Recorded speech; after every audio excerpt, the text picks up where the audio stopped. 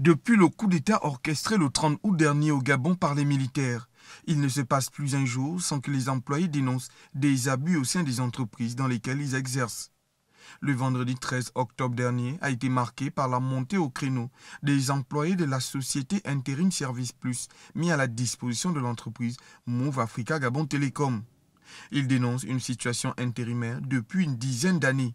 Ces derniers se sont orientés vers la Fédération gabonaise des travailleurs.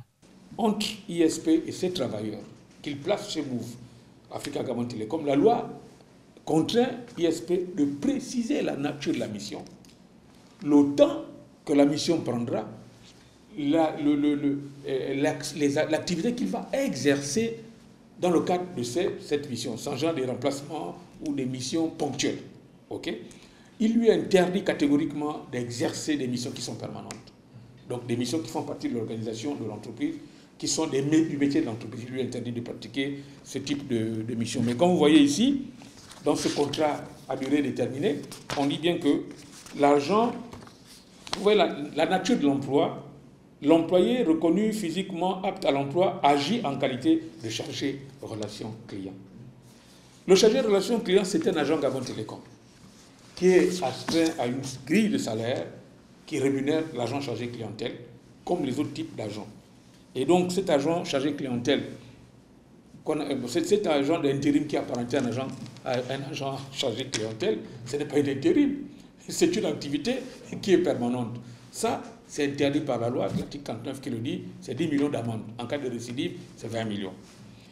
Selon Ghislain Luingoma, secrétaire général de la Fédération des travailleurs gabonais, le code du travail a été allègrement violé par Intérim Service Plus, mais aussi Move Africa Gabon Télécom. La loi dit que le prestataire doit donner des produits pas à l'emploi. C'est-à-dire que quand le prestataire lui recrute, il recrute des profils que son client recherche. Mais ce n'est pas au client. Ce n'est pas au client d'aller chercher le profil et de le mettre chez le prestataire. Donc il y a des choses comme ça qui sont produites qui ne sont vraiment pas du tout acceptables. Après avoir recueilli plusieurs témoignages des anciens salariés issus de la sous-traitance de Move Africa Gabon Télécom, sous anonymat, les révélations faites par ses employés montrent clairement un dialogue de sourds. Nous avons introduit plusieurs requêtes pour aller en négociation avec notre directeur général, Ndiga Cédric. Malheureusement, nous avons accusé une fin de non-recevoir. Pour le directeur général d'Intérim Service Plus, il n'est pas habilité à nous signer des contrats à durée indéterminée, donc à forcer la main à Move Africa Gabon Télécom.